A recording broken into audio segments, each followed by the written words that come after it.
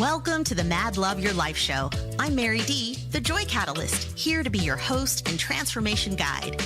Mad Love is about the mad, making a difference, and love is what we serve up to live a delicious life. My intention is to help you spark new ideas, break limiting beliefs, and align with your deepest dreams and desires. Get ready for laughter, inspiration, and finding your inner roar in every show.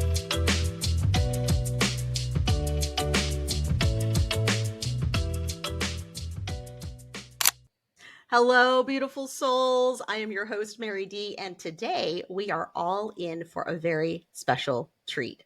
Our guest is a true Renaissance mentor. He's a trained chef turned yoga teacher, meditation coach, and somatic specialist. Meet Jakob Gricar. A fellow traveler on the path of transformation, Jakob's journey actually began early. As a child, he struggled with a chronic illness that conventional medicine couldn't fix, prompting him to become a lifelong seeker of holistic well-being and true healing. And from there, he dove headfirst into martial arts for over a decade and then set off to explore spiritual traditions across Asia. He studied yoga in India and made his way through South America, learning about plant medicine, permaculture, and somatic healing, also communing with remote tribal communities. Jakob is no stranger to transformation. He's certified in yoga, meditation. He's rooted in yogic and Buddhist traditions, and also a high vibe nutrition advocate with chef training. His holistic vision is helping people journey toward authenticity through movement, healing foods, plant medicine, meditation, and archetypal exploration. He currently channels that wisdom into retreats, one-on-one guidance, and conscious menu consulting for mindful restaurants. He's the founder of Vortex Retreats and Metamorphosis, helping high performers dissolve stress and burnout through somatic tools, nervous system tuning, and purpose-driven living. So buckle up, because today we are about to unpack more than just survival tactics. We are in for a full-on soul revamp. And let's welcome Jakob, the mentor and coach who marries ancient wisdom with modern day realness to help people with a big vision fall in love with themselves again. Welcome to the show, Jakob. We're excited to hear you share your story and instill some wisdom in us today. Thank you so much for that introduction. That was so beautiful. There's parts in that I haven't heard for a while. Really? Like which pieces? I'm so curious. The chefing has been a part. It's been out of my world for a very long time. So got it. You know what's interesting is I am such a I love health and I love wellness and the things that we learn through the process, because I do believe that it's the holistic person. And so I love actually that piece of it, because I think it speaks to just one more layer of expertise that you can bring to the table. And I think it's actually so important. And I do have some questions around it today. But I do want to start for us with, your story. It starts at a very young age. And I know that some people here are going to be able to relate to it for themselves, or maybe even see it in their own children. So I really want us to hear it today. And I want to hear it from you, because you tell your story the best. So let's hear it, my friend. So where the story of Jakob started is I grew up in Slovenia, a small little country in Central Europe. And where it really, really started going very deep was when I was about 11 years old, and I developed a chronic skin condition, maybe even earlier, about like 10. And I started spending more time at doctors than I did at school. And as you can imagine, 10 years old, all the kids are falling in love with the opposite sex and, having like all these friend circles and connecting with each other and going out. And I just found myself starting to isolate. I just found myself starting to feel more and more alone and more unworthy and more unlovable. And the skin disease basically covered my entire face and my neck. And it got to the point where I just didn't want to hang out with anyone. I didn't want to go out. I started isolating, and I started escaping into all these fantasy worlds. I read countless books, and I mean like more than most adults will read in their lifetimes. It was my way of running away, right? I come from a fairly poor family. We didn't have Game Boys and computers and like a lot of entertainment. So it was books. And when I was about 13 years old, I was at my grandma's place in the countryside. And I went through her library, and she had all these old history books that I just did not want to read. I was just looking for something that would excite me and like let me run away. And the only book that I found that kind of felt a bit interesting was one that was talking about medicinal plants. So I read that book cover to cover, not something that anyone would really read at that age. And I got to Right. the last chapter, which was talking about alternative healing. And the chapter was actually describing something called self hypnosis. And I was like, oh, that is interesting. Self hypnosis sparked my curiosity, right? At the time, I developed pretty intense insomnia because I was afraid of falling asleep. I would scratch myself so much that I would bleed everywhere. My mom made me cotton gloves to be Mm. able to fall asleep. And basically, I read that and I was like, oh, it says that self hypnosis can help with relaxation and sleep. And I'm like, oh, that's interesting. So I go into library, start reading all the books I can in self hypnosis, and found this one old MP3, recorded my own hypnosis tape, started putting myself to sleep, and it worked. So now I'm in the library, and instead of going into the fantasy section, I'm going into the self-help section.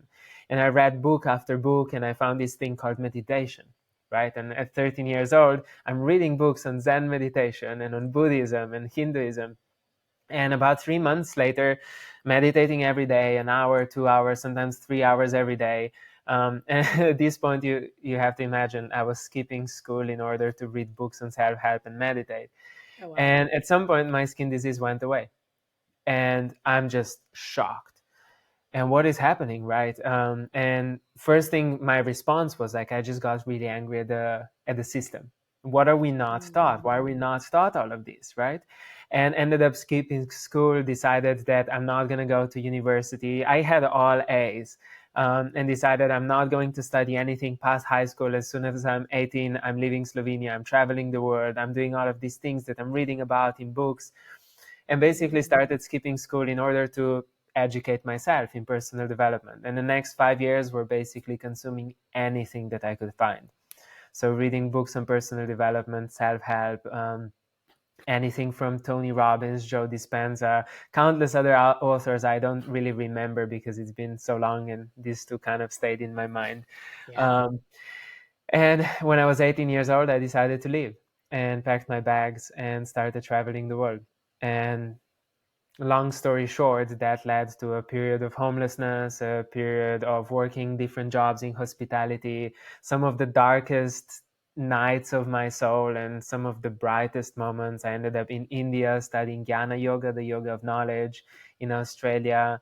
I ended up driving through Southeast Asia on a motorbike, having multiple near-death experience, being robbed and left in the middle of the desert in Argentina, and then eventually making my way to the Amazon jungle. And for about 2.5 years, in and out of the Amazon jungle, studying plant medicine and sitting with indigenous, and then eventually led to opening two retreat centers, one in Mexico, one in Guatemala. And then the last 2 years, transitioning from that into more of a space of coaching and somatics. Beautiful, beautiful. Yeah, you haven't experienced a near death experience until you've ridden motorbikes in Asia. Exactly. Yeah. Those go interchangeably together. I feel like that's anyone that would like a near death experience, just go ride a motorbike in Asia. Good luck. Just sit on a motorbike in Vietnam and see how far Yes. you can get. Yeah. That's right. That's right. Yeah, my sister is in her 60s and she still rides a motorbike through Thailand. And all Wow. the time I'm always like, how are you feeling? How are you doing? And she's had a couple spills. So I just always remind her, okay, be careful, be great. And but she's also got it down. She rides on the side road. She doesn't ride on the regular road, which you can totally do there. So Totally. lots of grace. And yeah, it's exhilarating for sure. So, Yeah. so Jacob, amazing story. And I love that you found this pivot so early in life, and I love that you can remember it, because there's so many things that I believe happened to us at a young age. I feel like my first very transformational moment was when I was around 4 or 5 years old, and I remember it very distinctly. And it was being able to see the visual of I guess what most people would call an angel. That was like a beautiful, bright spirit that was literally there to protect me, and I was really comfortable with it, and I very much recognized what it was. And I had know like here or there about it other than, oh, of course it's here to keep me safe and protect me. And this is, living in a home with both of my parents at the time, just going to bed at night. So it was an interesting time to be able to think back and go, oh, I've been so protected for such a long time, and I've been so watched over, at a very young age, and to have that recollection. So I think it's really beautiful. If you could go back to your younger Jacob, um, the one that's itchy and trying to figure out, solve his own problem here, what wisdom would you give him about healing and transformation? This is a wisdom that I can give to everyone else, but not to him. Oh. Um, I'm gonna say I let him be in it and sit in it and figure it out on his own. Because it wasn't so much about the insights that I learned, it was more of who I became in the process of learning them. That is who I am right now. And I wouldn't trade any of it for anything. And I think this is something that I really want a lot of people to understand and hear, is that my skin disease was the best thing that could ever happen to me. And so was Mm, homelessness. When I was homeless for a period of a couple of months, I still refer back to this now that my businesses are growing and, I'm having more abundance than I could have ever imagined. And I still refer back to that. It's only possible because of those moments. So mm, if I could go back to that moment, I would actually just let that version of me sit in it until it was painful enough to change.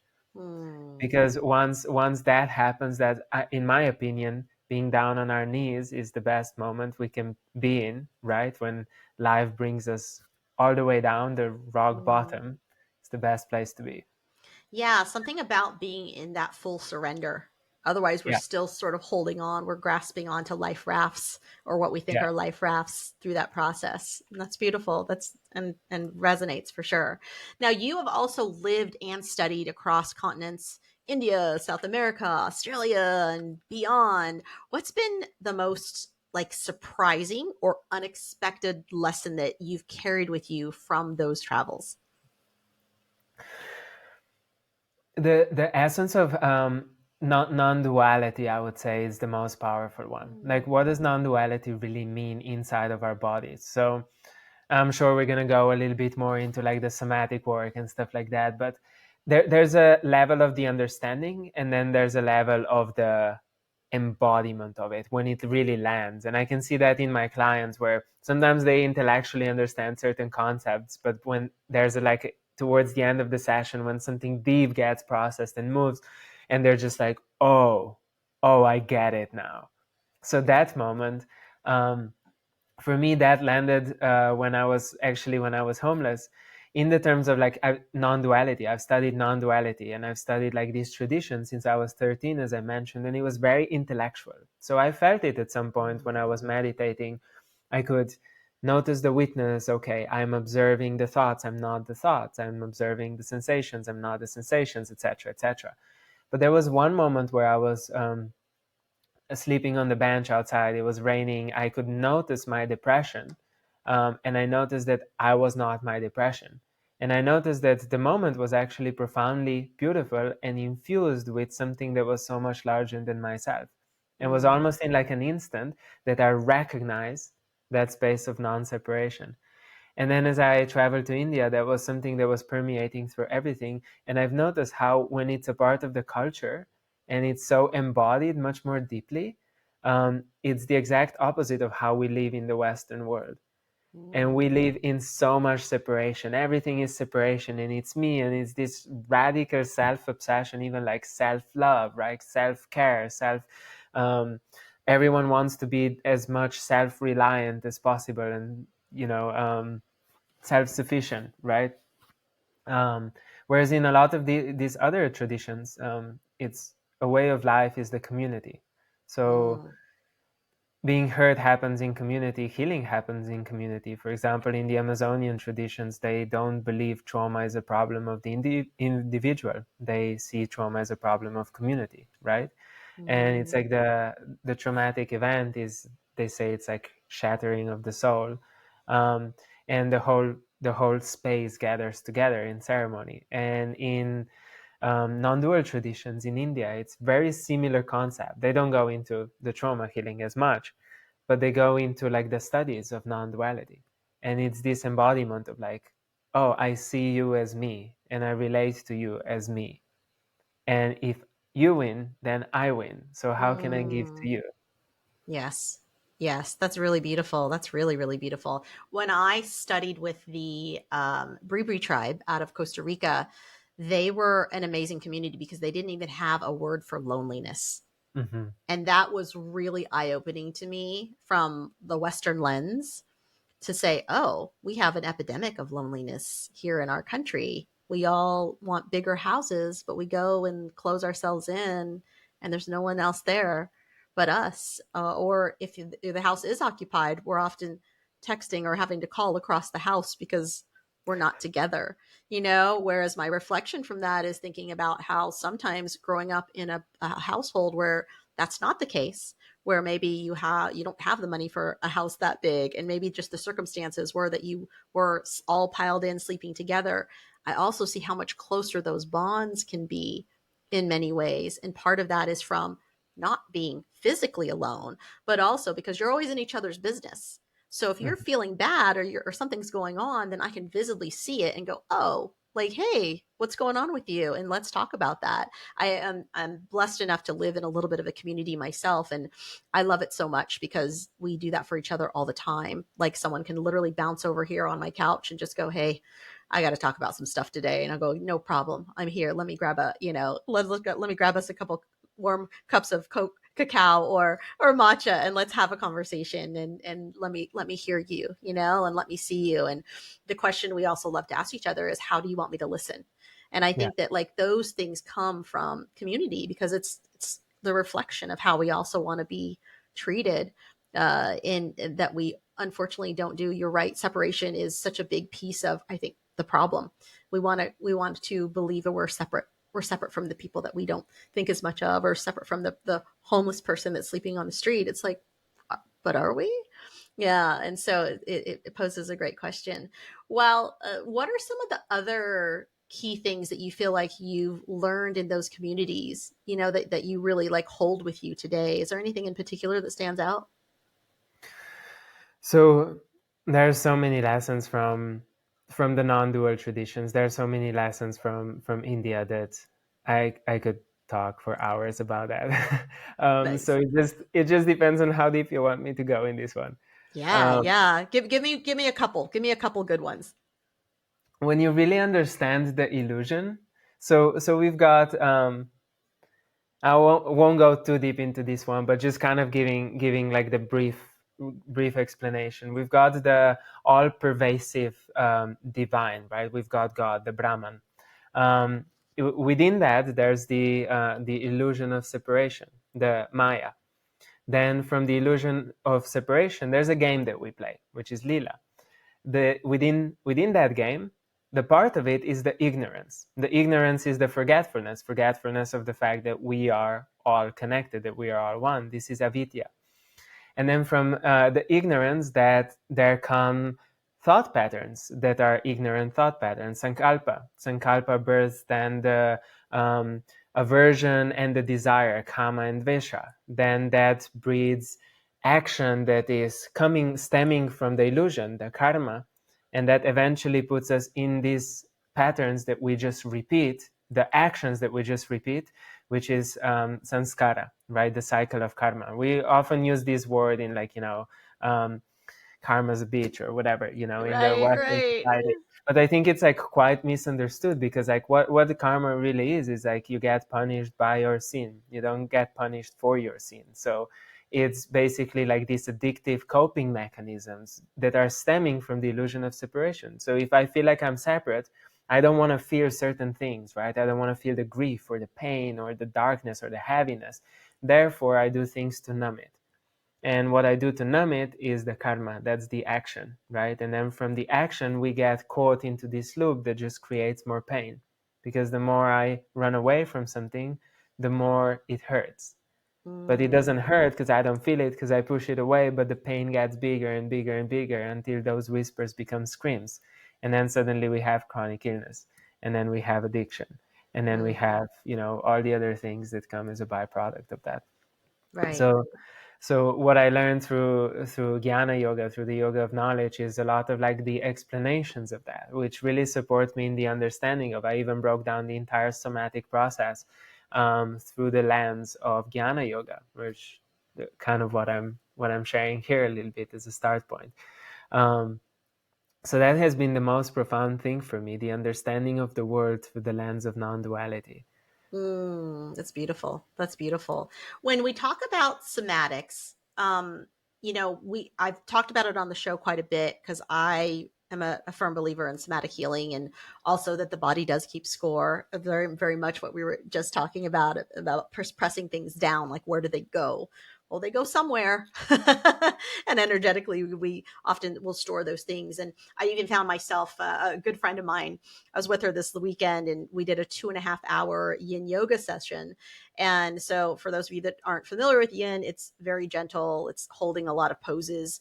And through it, I found myself with some release of just crying and like having just this moment with myself where I was like recognizing, like, oh, you know, I don't have to be so hard on myself Mm-hmm. in so many ways. And it was such a beautiful, just, it was there, it was just there somewhere in my body, and I was moving through it, and I was like, oh, look at that, look what showed up today.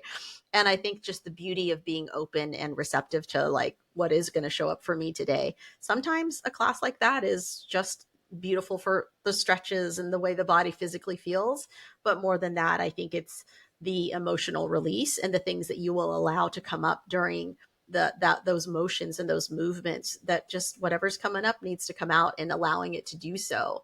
What were some of the maybe early memories, if you can recall them, or pivotal ones for you in working in the somatic space, like for yourself? Like, what were some of your own, moments where you were doing a movement, and what was that movement, and what came up for you? It's interesting you're mentioning yin, because that was a big entry point for me too. One of my yin teachers used to say, you got to get the issues out of your tissues. Um, so yeah, when I started with a lot of like body-based practices, I was about 21 years old and I got into yoga. And I remember on one of my yoga teacher trainings, um, I just cried for an hour. We were in this deep hip opener, and I was kind of taught as a man not to cry, and I haven't cried really much, Mm. maybe a few times in my entire life, um, up until that point. And then we were in this deep, deep hip opener, and suddenly I just noticed the tears coming up, and I found myself crying for like an hour, and I didn't know why. And it was this opening that started like, oh, there's something that's there, right? There's things that are stuck inside of the body. Now going into the Amazon and like hundreds of ceremonies, like obviously I've cried a lot more since then. um, but I would say, partially it was like the entry was yoga, the yin yoga in particular, like holding poses for a really long amount of time. Then the second entry point for me was just noticing what happened inside of plant medicine ceremonies. So my body automatically went into shaking. And that happened almost Mm. every single ceremony. And I've learned later through the works of Peter Levine, and then also like the somatic work that I'm doing right now, that shaking is a response, the trauma resolution response, right? So when the Yes. trauma gets resolved from the body, there's oftentimes a discharge of energy that happens. If we, um, interesting thing is that if we take the movement, the shaking, under microscope, oftentimes it mimics the unresolved action. So, for example, in animals, when they would shake, quote unquote, their trauma off, sometimes they would like do things like this with their legs or paws. Like they would like just move them really rapidly. And it looks like shaking, but if you slow it down, it's actually like running. So they're trying to run away. They're trying to complete the action that they couldn't. Um, so interesting thing, just a side note. But yeah, that was the second part, was for me just a lot of shaking in the ceremonies. And I didn't have the scientific background, so I didn't understand at first what was going on. But I would see through dozens and dozens of ceremonies, like for myself and then other people, just purges and cries and shakes and like just a lot of opening. And the more I worked with plant medicine, and then the more I worked with yoga, the more just like relaxed and open my body got. And the more relaxed and open my body got, the more I was actually connected to so many more things. Mm. spiritually, intellectually, emotionally, relationally, financially. It's just everything started opening up as a byproduct of that. And then I would say the biggest moments actually happened in the last 2 years. I've been mentored by one of the pioneers in somatic work, and working with her and having her do sessions with me has been the most transformational thing in my life, far beyond plant medicine and anything else I've experienced. Just being able to get into those deepest core memories and process them at the root, and then seeing what happens when that happens in actually full sobriety as well, and how big of an experience that can be. Yes, yes, and yes. When you talk about the how the body can release trauma, and that sometimes it is through movement and shaking, it's also why, for those of you listening, just the acts of dancing and also the acts of jumping up and down and wiggling our body is so good for us, because we can literally wiggle the bad day out of our day, dance it out, all of those things. And there's I was watching the other day, I'm a big fan of doing lymphatic work, especially like Mm-hmm. around like our skin, our face looks so much better when we do it. And it's so funny because from a vanity standpoint, I can go back to videos where I know I didn't do my lymphatic stuff, and I see it when I didn't get enough rest, especially like the night before, and I'm like, oh, I look so much older, versus when I do it and I'm like, oh, skin looks so bright and so happy. But our, even our own body from a lymphatic standpoint, it can't shake stuff out. We literally have to do that for our body. We have to move it out. So whether it's, pressing and waking up that lymphatic system, or jumping around, and that's why those acts of jumping and moving and when you see people flailing their arms in ecstatic dance and just moving their body, it's really able to work out that energy. And there is literally a physiology happening in our body, that our body is also shaking it all out, moving stuff around, trying to flush out those toxins. So it all really does go together in this really beautiful way. When I know you spent obviously time in tribal communities, you've learned about plant medicine, you've done plant medicine, it's been part of your journey, and also ancient practices. What would you say was one of those moments in those spaces that completely shifted your own understanding of human potential? Okay, okay. Uh, let me think about that one for a second. Yeah, yeah. Um, um, Human potential. Okay, so one thing that comes to mind is there's the understanding of supernatural that we are often not taught in Western society.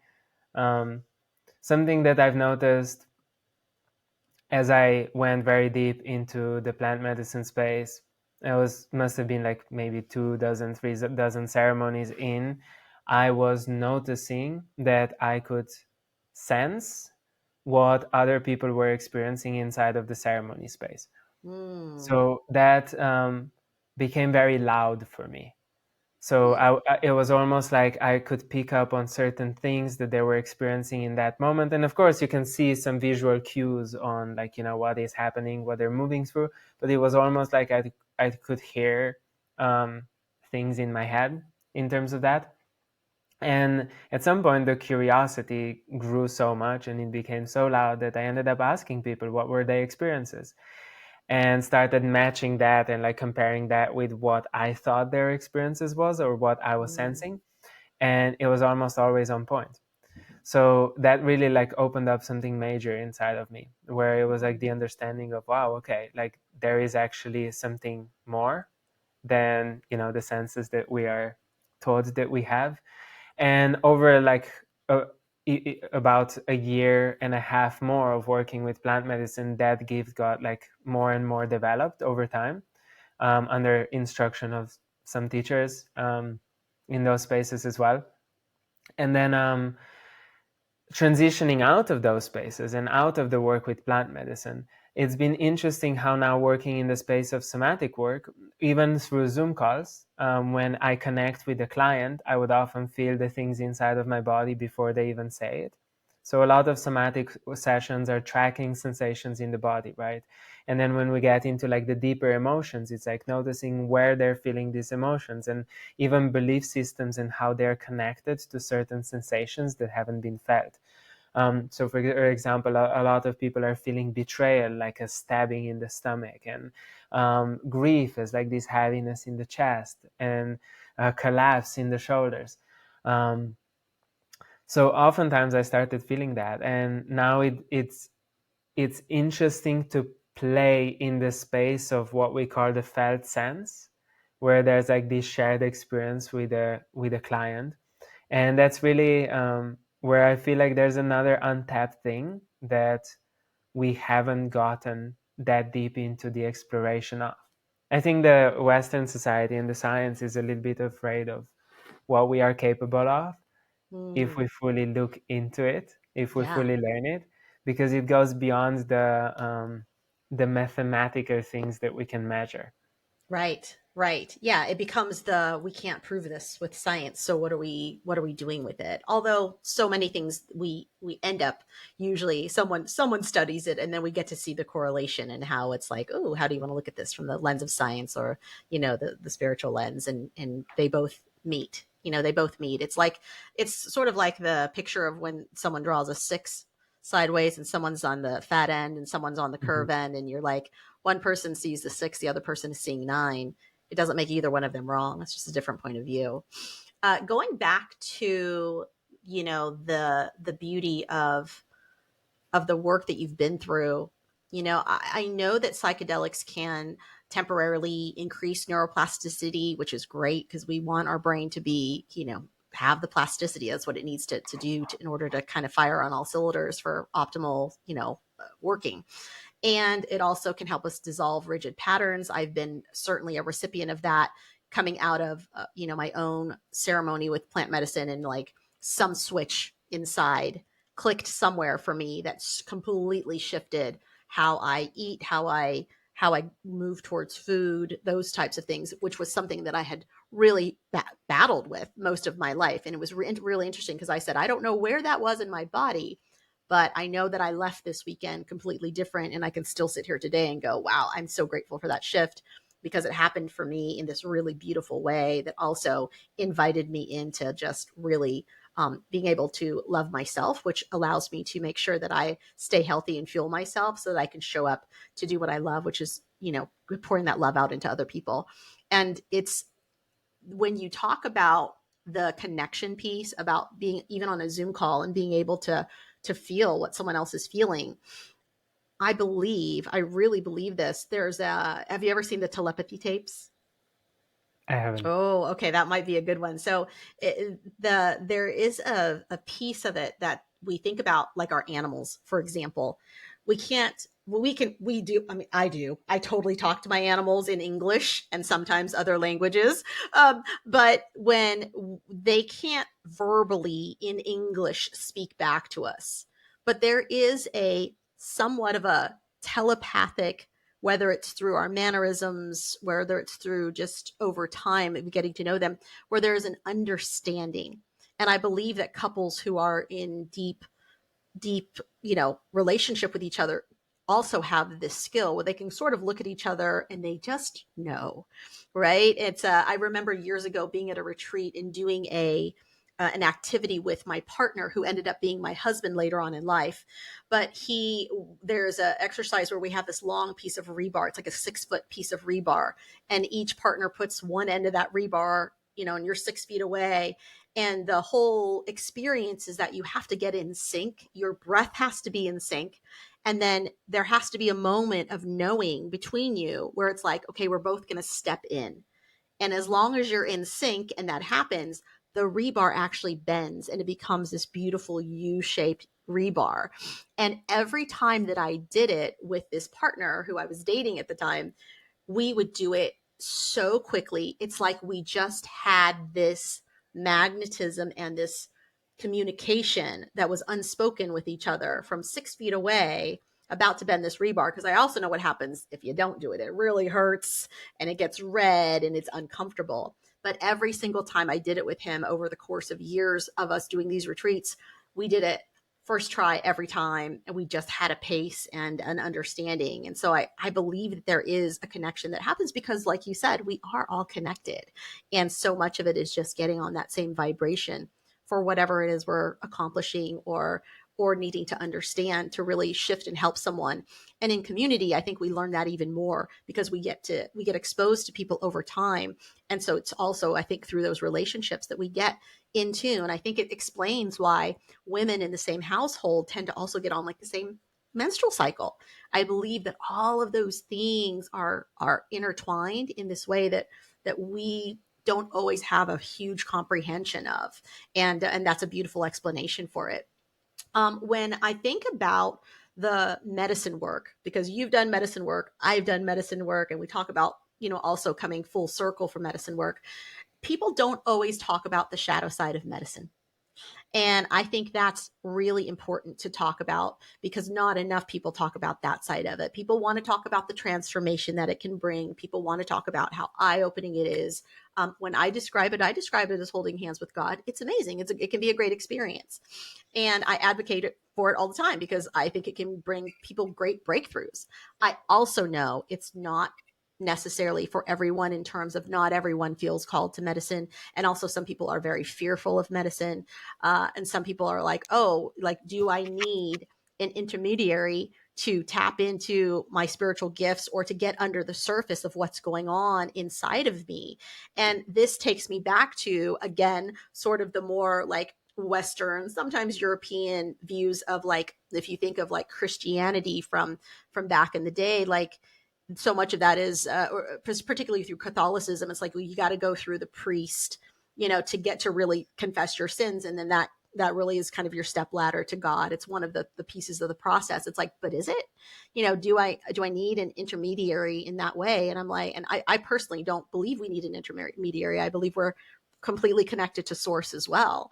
And so this is, an opportunity for us to talk about the ways plant medicine can be great, but also talk about how they can maybe not be so great. I want to talk about the shadow side of medicine work. And I know that you have some experience with that. So I would love to hear you talk a little bit about that today. Yeah. So first of all, I always like to hit both sides of that conversation because it occurs to me that there's a lot of people with a lot of money out there, and they're gonna tell you money is not, it's not gonna make you happy, right? But then you look at them and you're like, yeah, it's easy for you to say because you got it all. So I recognize it's easy for me to say that, plant medicine won't necessarily get you there because I've done so much of it. So I also have to recognize that there is a little bit of hypocrisy when I say that. So speaking into that side, I want to say that I would not be who I am right now if it wasn't for the depth of the work I have done through plant medicine. And there's things that you cannot access, in my opinion, through the mind that is not elevated through certain peak experiences. Now, does that have to be plant medicine? Not necessarily. Um, there's a lot of peak experiences in life that we can create for ourselves, and a lot that can be created in sobriety, and a lot that life just provides us because that's what life does, right? Yeah. So, for example, breakups, right? If you let yourself be fully in the grief, in the pain, in the the life-changing breaking of the narrative inside of a breakup or a loss of a loved one or whatever that is, that can be a peak experience that offers complete shift in the narrative of your life. So psychedelics do open your mind in a way that nothing else will, and that is something that is very unique. So with that, that is what I always point people to if they're stuck inside of the patterns that they've struggled for all of their life and they don't know how to get through them, but they've already done all the work and they know how to manage and navigate their mind. But there's certain things I would recommend, that's the moment to potentially break that. That's where it can allow you to see something different. It can bring you to the space where you do recognize that space of non-duality, of not separation, right? Now on the other side of the spectrum, so what I've seen a lot is I've seen hundreds and hundreds of people come to different retreat centers in the Amazon and out of the Amazon and sitting in multiple ceremonies, some of which I facilitated. that basically came for the peak experiences. And a part of that is a spiritual ego that gets created. Right? I've done that, right? I've drank ayahuasca, I've taken mushrooms, I've had this experience, I've been to the Amazon. But then the other part is also outsourcing one's healing, which is I have an issue and I come to plant medicine space, to ayahuasca. Ayahuasca, please solve my issue. And now I've given all my power away to an idol outside of myself. And when that becomes a habit, then suddenly we look at this idol as something that is our ultimate source of provisioning, of transformation, right? And I've seen so many people get hooked on that. And we used to say a lot. So I started a psychedelic retreat company as well, where I was bridging plant medicine work with psychedelic integration, psychotherapy, all of that stuff. Eventually stepped away from that. Um, but in that space, I would always say, like, you can't get addicted to psychedelics, right? You can't get addicted to them. It's not like a drug that you can get addicted to. But the fact is that you can. The more you start outsourcing like your healing to something outside of yourself like that, it does become an addiction in itself. So a lot of us have been through the processes where we've gotten addicted to personal development, to, you know, more books and more seminars and more psychedelics and another ceremony. And I've seen that day in and day out. I've just seen so much of that. So this is what I oftentimes refer to as kind of like the dark side of it, where it just becomes all consuming. And you know, it doesn't stop there. Of course, it just keeps going deeper, and the deeper it goes is then it becomes a business, because whenever something is like consistently consumed and it does not have an end goal, then it can become like a business that you just keep rolling. And a lot of plant medicine, unfortunately, has become a business also in the indigenous communities. And in, for example, there's like these little hubs in Latin America where everyone comes just for that. And people realize that that's how they can make a lot of money without even having any tradition being, you know, in the lineage passed down towards them. They're like, oh, I look indigenous, therefore I can serve medicine. Mm, Um, and then white people also that come from that space, they're like, I've sat in that, therefore I can serve. um, mm, so a lot of that starts happening, and then at that point it becomes, okay, people are hooked on it, therefore if we serve that, then we've got like the income stream, right? And we've got a job. So that's kind of like where I've seen it start going quite a lot in the last few years, when it transitioned from something um, that is, it's a tradition, and you know that because you've sat with the Yawanawa, right? yes. Quite a bit. And it's a communal thing. Like, they come there as a village, and they actually, like when I was with the Hunikuin tribe, they sit in the ceremonies like every other day, every few days, like every week. There's like old people and kids, and like they just like play, and it's a part of their tradition. It's a celebration, right? And all night music and ceremony, but it happens inside of the community. There's no jobs on their computer that they go to the next day, flying to the other side of the world, trying to integrate back into society, because that's just how they live. So there's Right. no integration that needs to happen, because life is an integration and community is integration. But because of our sense of separation, oftentimes this can be such a intense experience. And when that is not actually like done properly, then it can cause more harm than it does good, and it can cause a lot of dysregulation. So that's been my experience. With all of that said, again, just transitioning to the first side, Yeah. it can be the most profound thing that one can ever experience. And mainly it's because of that, because it's just so different than what we're used to. And it Mm. opens the mind to all the other planes and dimensions that we just generally don't have access to. Absolutely. Yeah, I think it goes back to the saying of like sometimes too much of a good thing is not good. Yeah. Right? Like that piece of cake. Oh, it tastes so good. It's delicious and delightful. And but eating three cakes, that's not so great. Overload of sugar, your system, you're on the diabetes track. It's a whole thing. So I think that's one of the ways to sort of like see it from an analogy point of view. And I agree with you. I think there are two sides to it, and also just important for all of us. in being able to self-regulate and also to be able to take personal ownership of knowing where we are at in our journey. Like what, when we do show up in ceremony, or if we do show up to the jungle, like what are we there for? Are we there because we're trying to post an Instagram story? Are we there because we are actually, have something that maybe is recent and on our mind that we're hoping the medicine will give us some wisdom about? Are we just open? Are we just open to the opportunity of like, you know what, I'm here, I just feel called to it, and whatever the medicine has for me, I'm here to receive it. And can we allow whatever is supposed to show up, show up? And I think that one of the easy ways for people to do that is often through things like meditation. Even it's a great way to go, I'm having something on my mind. I have something that's, showing up for me in in this moment where I'm trying to silence my mind. I'm having this memory or this thing that's on my heart. And can we acknowledge it, but then also move forward and go, okay. And also, like, how do I need to sit with this? And how can I quiet my mind and get back to that place where I'm focused on some breath and on some silence that would feel really good for me? So I think that all those pieces are involved in that. Um, Jacob, when you think about, you are someone who guides people through retreats and you work with high performers. What do you notice as the biggest root cause of modern stress and burnout? And how do you help people move through it? The biggest cause of stress and burnout, I would say it's the suppression of feeling. The body constantly gives us the signals of what is happening. And if we don't listen, those whispers tend to become screams. And almost every high performer or any person who's like managing big companies and experiencing a lot of overwhelm, there's a point that they knew that they're taking on a bit too much.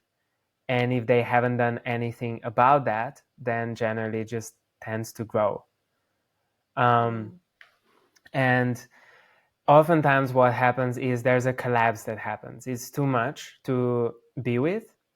And what we do when we experience collapse is we try to outthink our way out of it, which then causes the anxiety. How do I move so quickly that I don't have to feel the collapse?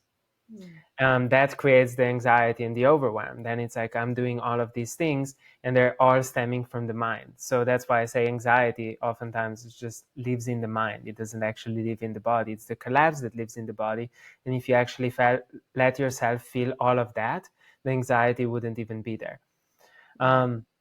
So pushing that away is the major cause of a lot of overwhelm, a lot of burnout, is because we don't let ourselves rest when we need rest. We don't let ourselves feel when we need to feel, be with what is coming up, what is on the surface, etc., etc.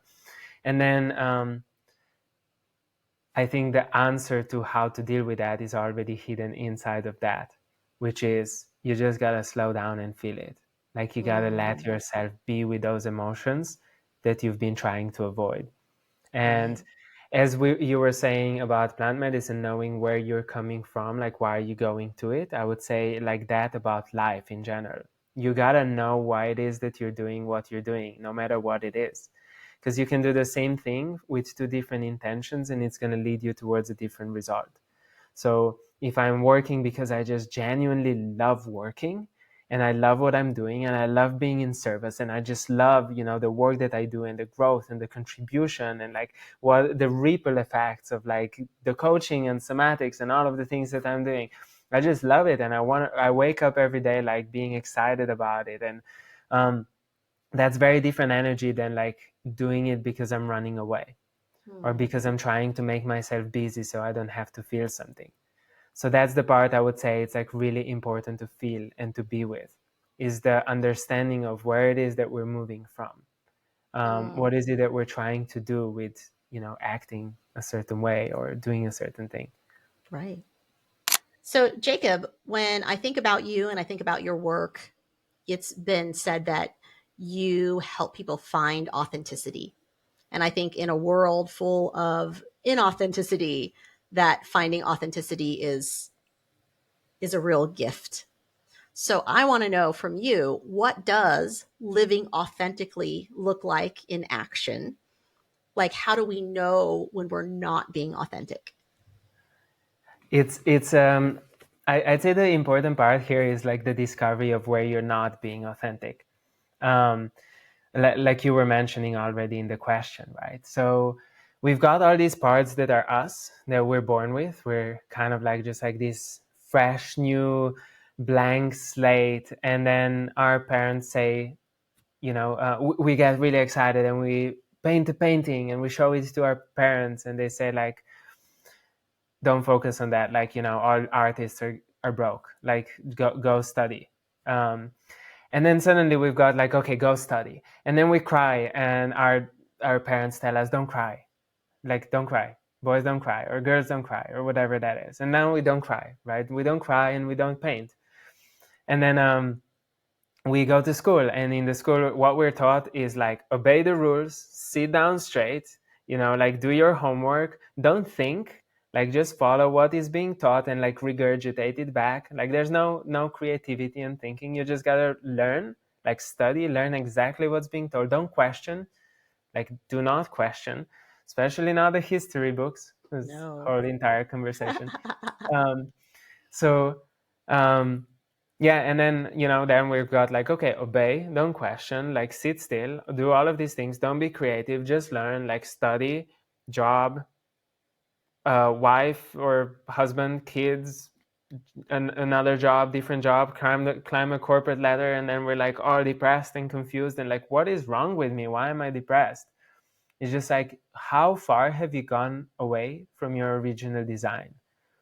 And the authenticity would be relearning what your original design is, getting back to that like unconditioned curiosity before the world told you how you should be, learning what are all these pieces that God put on top of you, and just like plugging all these things at the root, all the traumatic imprints, all the injunctions when people told you, don't cry, don't think, don't feel, don't be sad, don't be mad, don't be angry, don't be happy even, right? Don't be joyful. In my family, there was a thing where if I was too happy, my parents would ask me like, what's going on? Like, what's wrong? Kind of like, is it's a bad thing, right?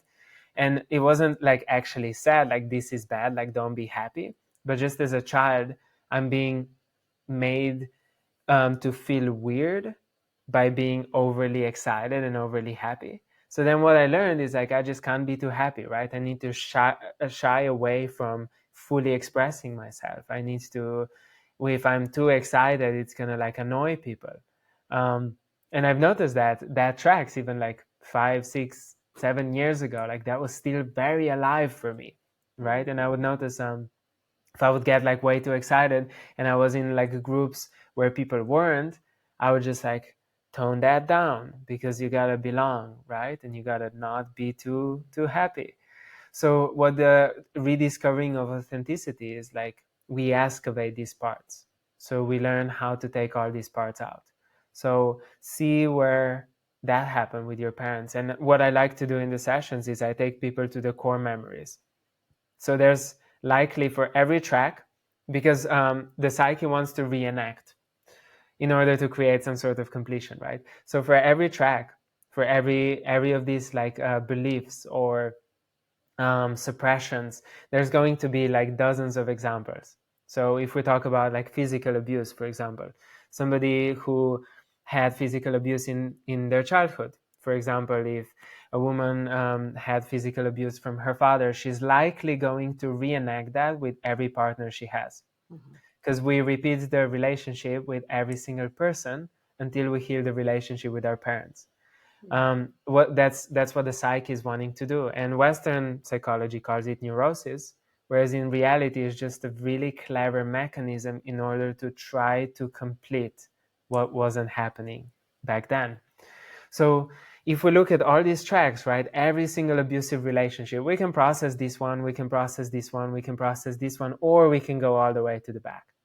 And what I like to do with my clients is I like to go to the very core of where things started. And if we can pull it out from there, oftentimes what a person ends up with is this aha moment, like, oh, shit. Like, this is what has been running the show all along. And that allows for a new level of awareness. And once that new level of awareness is there, then we can ask ourselves, how do I actually want to be? Not how I was told I should be. That's right. And that's what authenticity is. It's Mm, that moment where you have like that level of presence and awareness, and you choose based on what you want, not what you've been told that you should be like. right.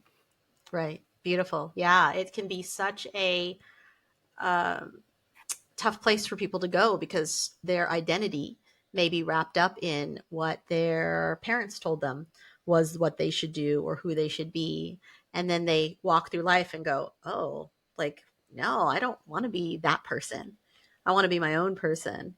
And I know in the Asian culture, it's very big. We have, our parents give us really heavy expectations, and whew, we're here to serve. Mm-hmm. That's usually how it goes. And then somewhere along the line is a level of transformation that goes, oh, like I'm pretty sure they're still going to love me through my transformation of doing or being who I know that I already am without the layers of what needs to be, what's been put on me in the past. So that's a really beautiful explanation. Now I know you are also, trained as a chef and passionate about high vibe nutrition. So let's talk about that because the gut produces 90% of the body's serotonin. And this is a hormone, a neurotransmitter that helps us regulate our mood, and it controls our appetite and digestion, and it influences our learning and our memory, and it helps our wounds heal faster and regulates blood pressure. It's all these beautiful, beautiful things that are tied up in serotonin. So, you know, vital to living life and our best life, if you ask me. So, if we were going to design a Jacob's daily plate, Jacob's high vibe plate, for optimal energy and clarity, what would be on it? It would be the food for the seasons of your life and the food that loves you back.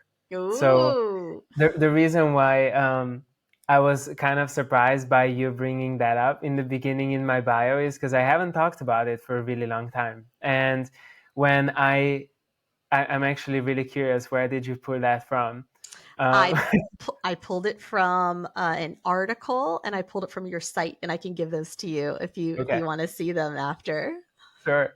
Yeah, I'm really curious. So at the stage in my life where I was really into nutrition was when I was in my early 20s, and I had really strong beliefs about the world. Right, I was raw vegan for a while, went fruitarian for quite a long time, Wow. and got trained in raw vegan food. I was also trained as a chef prior to that in France, and then worked in restaurants between Edinburgh, Scotland, and England, and a few other places. Um, and basically, just like why I'm a foodie, I love food. So it was like I love flavors, and then transitioning from that into more just like raw veganism and fruitarianism. It was just like, oh, my obsession was happy about that. I also, when I was 15 years old, I stopped eating gluten and sugar and dairy, and when I was about 17, stopped eating pork. Um, and then I went back and forth with the meat for quite a few years before I fully cut it out. So anyway, all that to say is I got really passionate about food, and I was really excited about like my belief systems and how, what I believe to be true is really going to support a lot of people. Even had a vision of like starting a restaurant, and like a raw vegan restaurant with superfoods. Now, fast forward a couple of years, I found myself extremely deficient in almost everything. Did a lot of blood tests. Pretty much everything came up in like extreme deficiency. I had bad brain fog, would barely concentrate, started getting like a lot of fatigue, um, kind of chronic fatigue, pretty much, and just notice how like my body stopped feeling healthy and stopped feeling good. And I realized I have just put myself in a box of just so much restriction through being raw vegan and then fruitarian and then moving back to vegan and then trying to be keto vegan, which is a whole Wow. weird thing that kind of cannot work. Um, And I just, for the first time in about 4.5 years, I had bone broth. And in that moment, my brain came back online. Hmm. And I was like, oh, wow. And then the next day I had steak and I resisted that and I didn't like it. And it didn't like that I ate animal meat. And just suddenly my body felt really good. And I'm like, I think I got it all wrong. And for the next, that was about 5 years ago, pretty much the majority of my diet has been meat, almost like maybe more than 50%. Well, Um, and still eat very clean and eat very lean.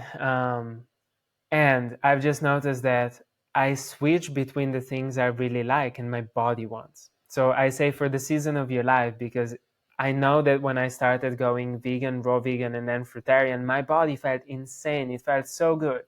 Now that I eat meat, my body feels so good. But there was a gap in between where I got rigid and strict because of my belief systems and not because of what my body actually needed and wanted, right? yeah. So Yeah. if we learn to listen to that, we listen to our body and what actually loves us back. So we eat the foods that love us back. That Yes. would create like the most nutritious thing. Now, you might be craving like burgers and fries, and that's a whole different thing because then you should like look at, or you could look at, where is that coming from, right? Because one thing is like the craving that is coming from you know the like pattern behaviors or like parasites or something like that, and Mm, the other one is what actually loves you back.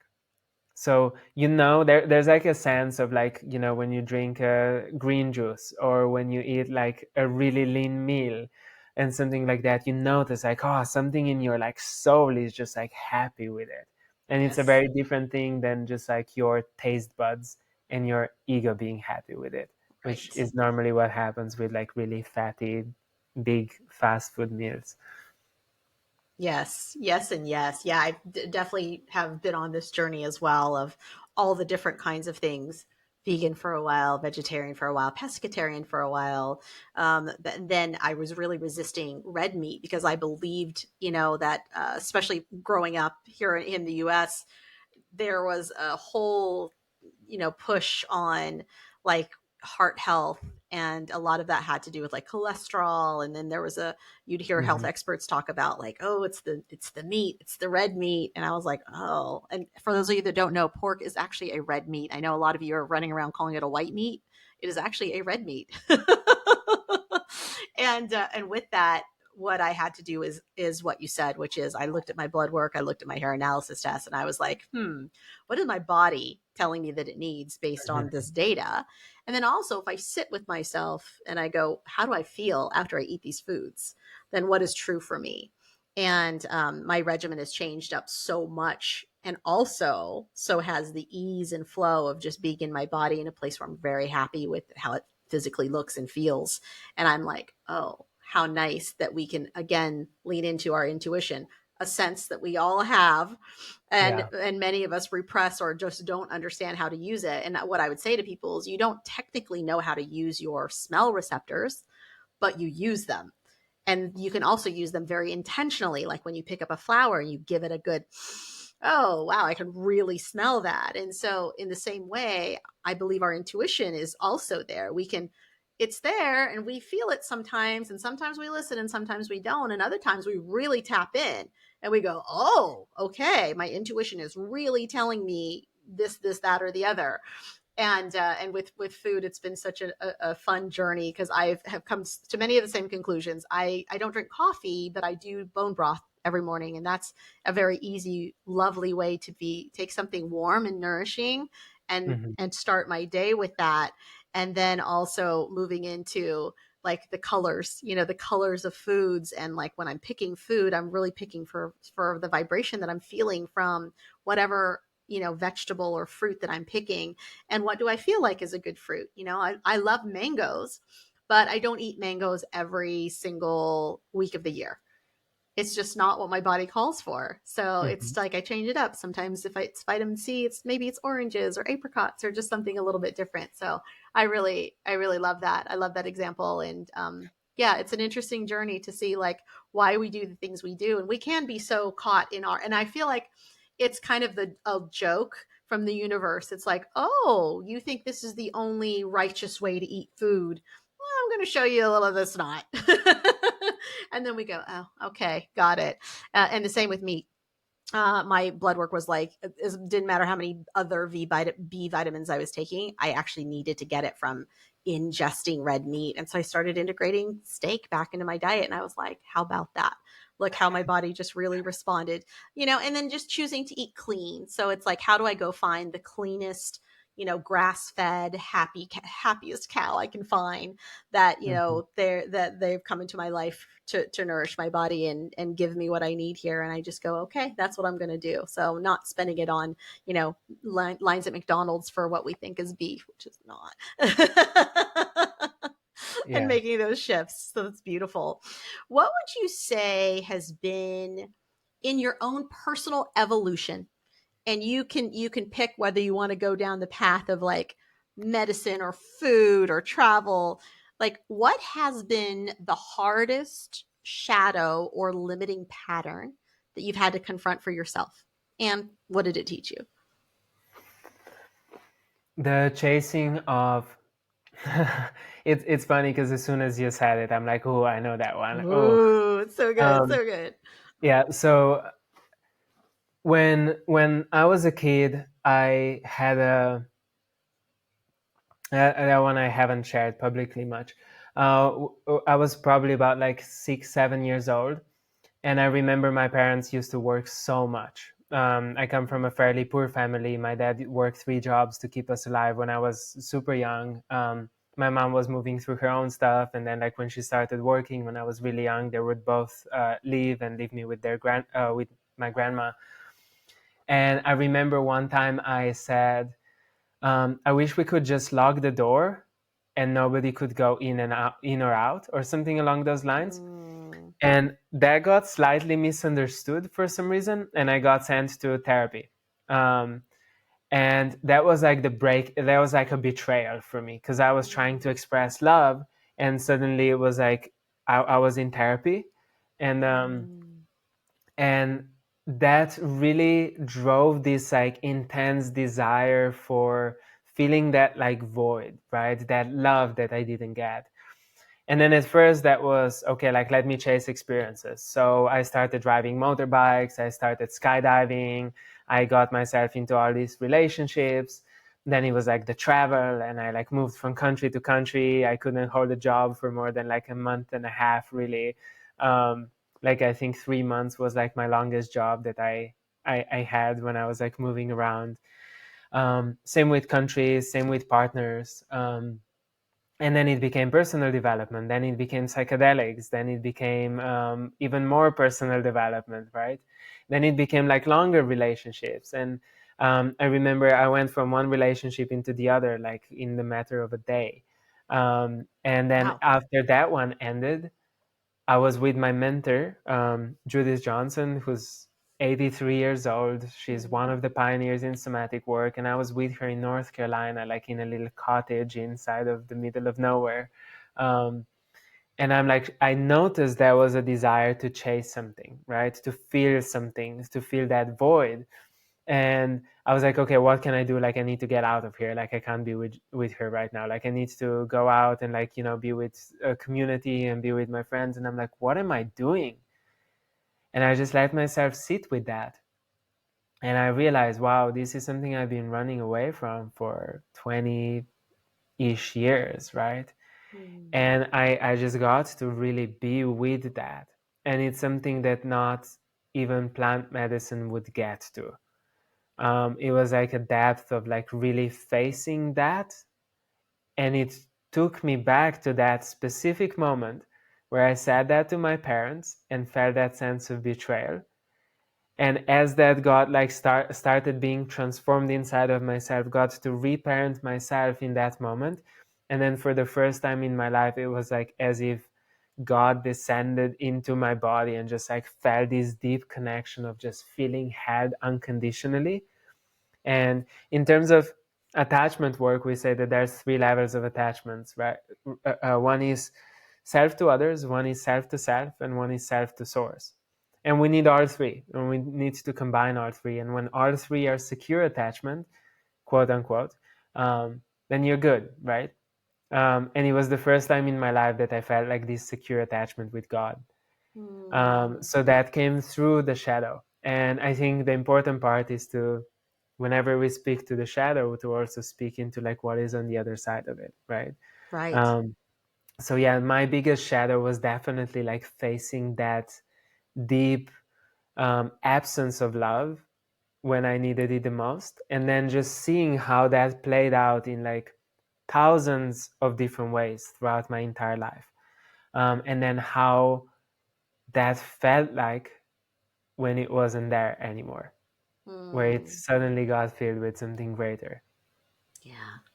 Oh, that's beautiful. That's really beautiful. I feel like so many people can relate to that, Jacob. And I say that because when I think about the friends I've had who have said, "Oh, I'm so angry with God because he let this happen," or Mm-hmm.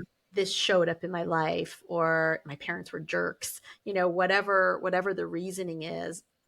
I for a long time couldn't understand that because my personal relationship with my experience of God was so different. It was so full of just love and compassion and like, hey, just get up and try again, and I thought, Mm-hmm. wow, we all have such a different viewpoint of our own relationship with source, and that part is something for also part of the journey for all of us to get to that space where we can either or ideally come back to the secure love of like, oh, you mean God's not going to squash me if I don't do the thing that the guy told me I had to do because I was supposed Mm-hmm. to, because the book said I was supposed to, like it's just a whole journey and a whole shift.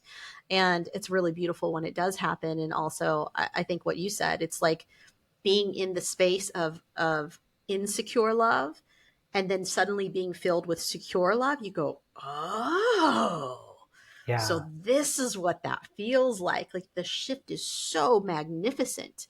It's like yeah, the people who are 500 pounds and they lose 400 of them. Whoa, that shift is crazy.